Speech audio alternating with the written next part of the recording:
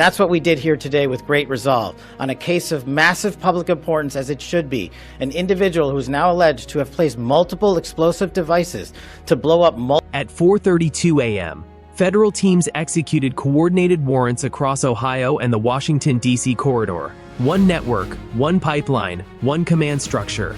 By 6:10 a.m., the numbers were already on the board. 17 locations hit in Ohio, 4 support sites in the D.C. area, 39 arrests in the first wave, 16 more targets identified in real time, over $1 million in cash seized, stacked in bricks that smelled like rubber bands and basement damp, 42 firearms pulled from closets, false walls, and the trunks of cars with dealer plates, and the most chilling count of all, 180 stolen or forged identity packets recovered, complete sets, ready to be used, sold, or erased into someone else's life. Outside the federal building, cameras clicked. Behind the glass, agents didn't look at the cameras at all. They stared at a map of Ohio like it was a living thing. Veins glowing, roots pulsing, a pipeline that wasn't made of steel. It was made of people, money, and fear. And in the middle of that map, highlighted like a target, sat a name that no one expected to see tied to a trafficking network: Councilman Idris Dahman. A local official from a mid-sized Ohio city, a public face, a smiling suit at ribbon cuttings, a man who had built his reputation on community protection, who privately, federal investigators would later say, was protecting the pipeline. Not negligence, not petty corruption, command-level collusion. And if you're still listening right now, understand this: what happened next wasn't just a raid, it was a demolition. Because the Ohio pipeline didn't move only narcotics, it moved leverage. And leverage is how cartels survive on U.S. soil. At 4:32 a.m., the first breach hit on the west edge of Columbus, Ohio, where the industrial parks sit quiet at night. Rows of blank warehouses with no windows, no signs, and no reason to be awake. The streets were wet from a late drizzle. Sodium lights hummed over puddles. The air carried that metallic winter smell that makes every breath feel like it has edges. A convoy slid in without sirens. Black SUVs, 2 unmarked vans, a Bearcat rolling slow like a patient animal. A DHS tactical truck with its lights masked. FBI in black kit, ICE Homeland Security investigations alongside them. SWAT teams staged at the corners like they'd been poured into place. Nobody shouted, nobody needed to. A hand signal, a nod, a final radio check. Then the silence snapped. The first door didn't open. It exploded inward under the weight of a ram. Flash bang. A hot white pop that turned the inside of the building into a single frozen photo for a fraction of a second. Federal, don't move. Boots hammered concrete. Agents moved with the kind of practice speed you only see when a team has rehearsed worst-case scenarios until they feel like muscle memory. Inside was not a typical stash house. It was clean. Too clean. A few folding tables, a cheap coffee machine, a bulletin board with shipping schedules pinned up like a small business trying to look legitimate. And then, behind a sliding rack of empty pallets, a hidden door cut into the wall. 2 agents pulled, the panel swung wide, and the warehouse dropped into a corridor of fluorescent light, leading to something else entirely. An interior workspace where the air smelled like printer toner, plastic laminate, and chemical solvent. Identity production, laminators, cardstock, holographic overlays, heat presses. A stack of passports in a steel tray like someone had been baking documents instead of bread. On one table, laid out in neat rows, were packets, each one a life in pieces, a name, a date of birth, a photo, a social security number, a driver's license template, work authorization forms, utility bills pre-printed for proof of address, even social media starter accounts, usernames, and passwords written on sticky notes. 180 packets, 180 IDs saved before they could be distributed, sold, or used to disappear someone forever. Down the hall, a suspect ran. He didn't get far. He hit the floor hard, hands yanked behind his back, face pressed into concrete that felt colder than anything else on earth at that moment. In the next room, an ICE agent pulled open a file drawer and stopped. The drawer wasn't full of documents, it was full of phones. Dozens of them, identical models, no cases, no cracks. clean burners, stacked like bricks. And taped to the inside of the drawer was a laminated card with a simple phrase printed in block letters: "Pipeline does not sleep." At 4:41 a.m., another team hit a two-story house outside Dayton, one of those neighborhoods with manicured yards and children's bikes left out like nobody in the world could be dangerous there. The front door came off its hinges. A woman screamed. A dog barked once and then went silent. Upstairs, in a bedroom that looked ordinary, agents found a safe bolted into the closet floor. Inside, cash, a ledger, and a stamped bundle of money orders from a local nonprofit charity. The kind of charity that hosted food drives, posted selfies with volunteers, and collected donations at city events. A charity whose board included a name that would later make reporters whisper in their own newsrooms: Councilman Idris Dahman. At 4:55 a.m. Cleveland, a storage unit facility where the doors roll up like garage mouths. The place was supposed to hold old couches, spare tires, forgotten memories. Instead, Unit 114 held a compact drug packaging operation.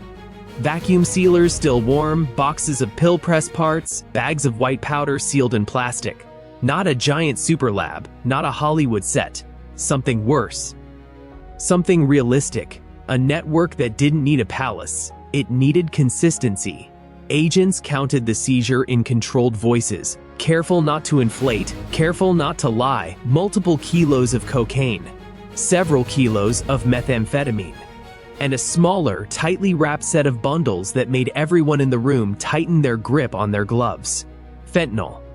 Not because it was a dramatic word, because it was death in a form that traveled well. At 5:08 a.m., Toledo. A trucking yard by the river, where semi-trailers sat like sleeping beasts. Federal agents moved between them, scanning VINs, reading plates, checking seals. A driver stepped out with his hands up, shaking too hard to pretend he was calm. In the office, behind a fake wall panel, they found a server rack. Small, humming, carefully ventilated. Not for a legitimate business, for the pipeline's brain. Encrypted drives, a network switch, and a paper list of route codes that looked like boring logistics, until you understood the meaning. Blue grain, cold chain, Buckeye Run, capital cover. At that last one, an agent paused, because at that exact moment, hundreds of miles away, Washington, D.C. was already heating up. A protest was forming near the U.S. Capitol, loud, emotional, chaotic. The kind of public event that pulls police resources, floods the streets, clogs the cameras, and gives criminals what they love most: noise. And the pipeline, according to the evidence spreading across the operations board, was planning to move under that noise. At 5:22 a.m., the first D.C. area support site was hit. A leased office suite in Northern Virginia registered to a consulting firm with a name so generic it sounded like a joke. No logo, no employees, no clients. Inside were 2 desks, 3 laptops, a shredder with paper dust still floating in its tray, and a wall of postage labels for shipments that were never supposed to be inspected. One of the laptops was open when agents walked in. A message thread glowed on the screen. Short lines. No names, just roles. Council approves. Police shift changed. Capital noise confirmed. And one last line sent at 3:57 a.m. Move the packs, 180 ready, pipeline protected, back in Ohio while suspects were being cuffed and evidence boxed. The story pivoted to the part you never see on the evening news. The quiet room. The fluorescent lit lab. At 7:40 a.m., inside the FBI's cyber forensics unit in Cincinnati, analysts sat in front of screens that reflected blue light into tired eyes. Coffee went untouched. Nobody was hungry. On a whiteboard, someone had drawn a network diagram in marker. Nodes, arrows, circles with names that weren't names. Code labels. Operation Iron Vein.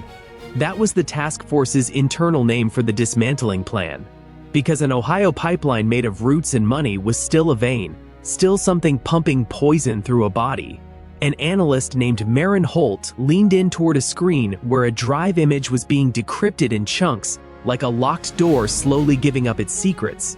When the encryption finally cracked, the data didn't show one criminal enterprise. It showed an ecosystem. Shell companies registered in Ohio with patriotic-sounding names. A logistics firm that transported medical supplies. a chain of small restaurants used for cash washing, a non-profit foundation that claimed to raise money for refugee services, then routed donations into consulting fees that disappeared into offshore accounts. A fake green energy contractor that won city microgrants for pipeline maintenance and safety improvements. And there, sitting inside a folder labeled approvals, were PDFs with signatures. Not scribbled signatures, digital sign-offs, authorization keys, a small bland string of numbers and letters attached to payment releases and zoning requests, and community safety contracts. They cross-referenced the key to a city procurement database. The match came back in under a minute.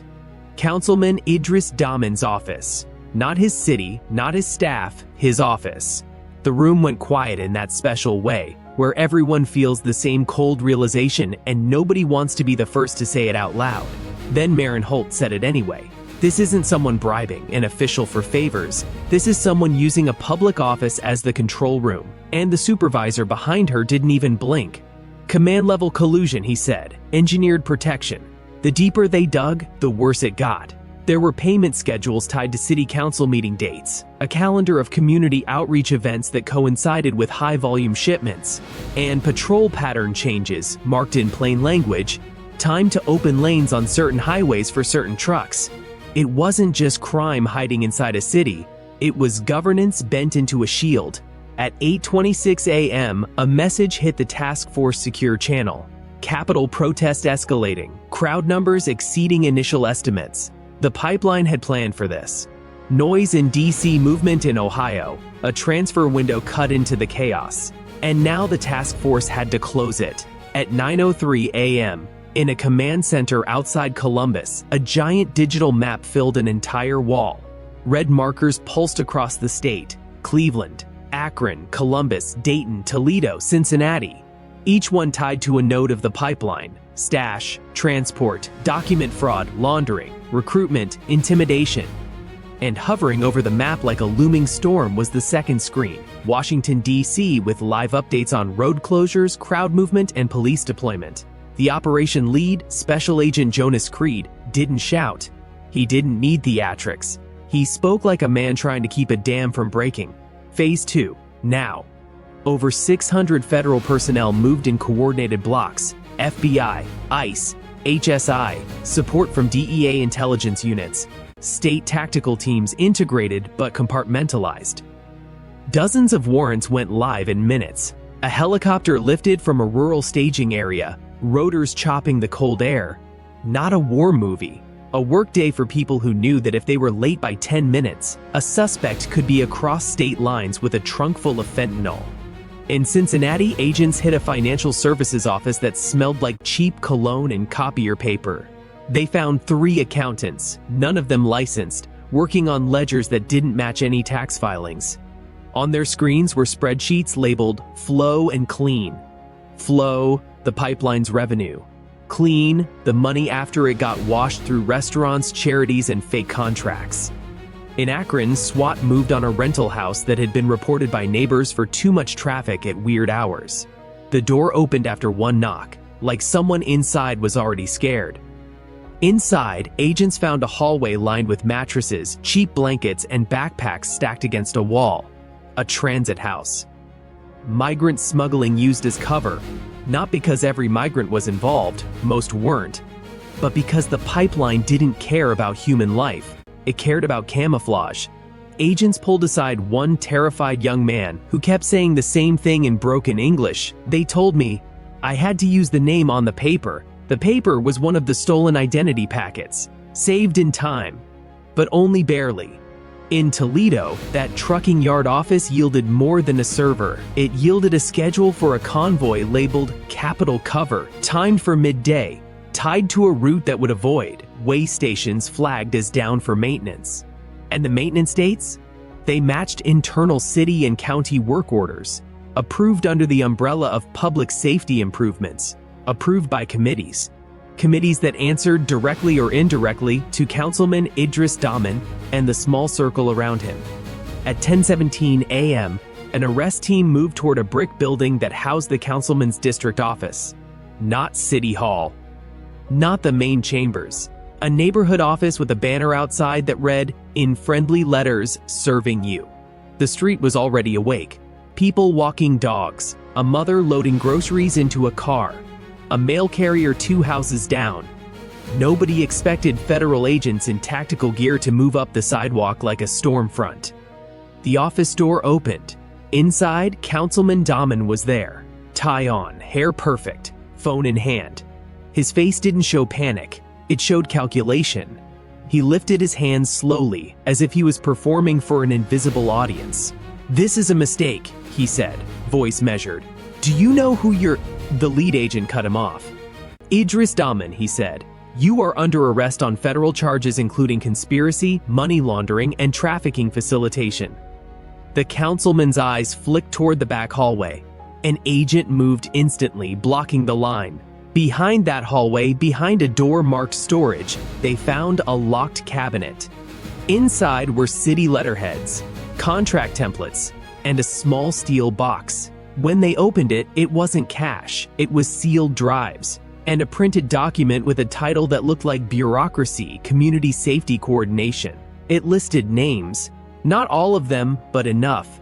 A deputy police chief, a licensing clerk, 2 city inspectors, a county courthouse administrator, people who made systems move or stop moving.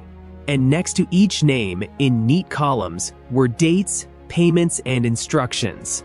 Not suggestions, instructions. By 11:30 a.m., the DC protest had grown into a thunderous mass. Chants echoed off stone. Helicopters circled overhead. Police lines shifted and tightened.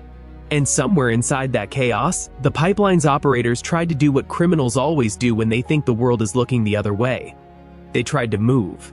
At 11:46 a.m., a federal surveillance team in Maryland spotted a van leaving a storage facility with out-of-state plates and a rear suspension riding low.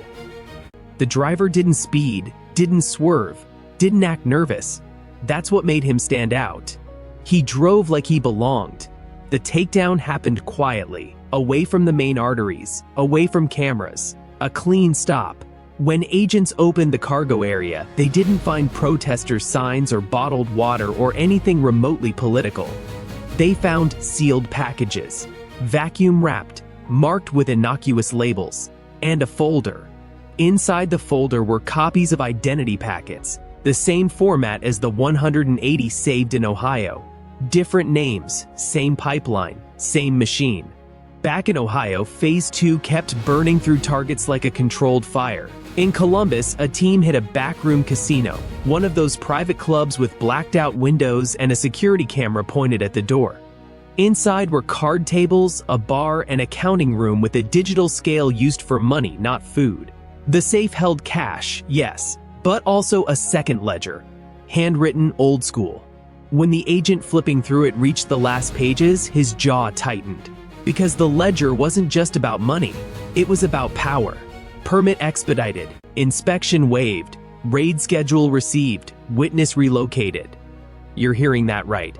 Witness relocated, not protected, relocated. A person moved like a chess piece, without consent, without safety, without a voice.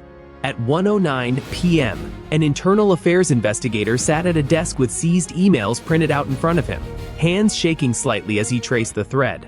The pipeline didn't just pay cops, it made them useful. Shift rosters altered at the right moments, traffic enforcement redirected, calls downgraded, anonymous tips mysteriously lost, and any honest officer who kept asking questions was labeled problematic, unstable, or not a team player. A veteran patrol sergeant, fictional name Sergeant Lena Cross, stared at the evidence and whispered to nobody in particular, "I thought we were losing the city to drugs." She swallowed hard. We already lost parts of it to paperwork. By 2:30 p.m., federal custody lists had grown. Interviews started. Phones rang non-stop. Attorneys showed up with suits too expensive for the neighborhoods they came from. But the most dangerous part wasn't the arrests, it was what the arrests revealed. Because once the task force pulled the pipeline open, they saw it didn't end at Ohio's borders. Routes reached into Michigan and Pennsylvania, drops in Indiana, financial notes touching New Jersey. Support personnel traveling to the DC region as consultants and community advocates. On the screen, the network looked less like a local gang and more like a corporate structure. A board, a budget, a compliance department, a public relations wing. And at the top, never writing the drugs themselves, never touching the fentanyl, never driving the vans, was the political cover that made the entire system safe.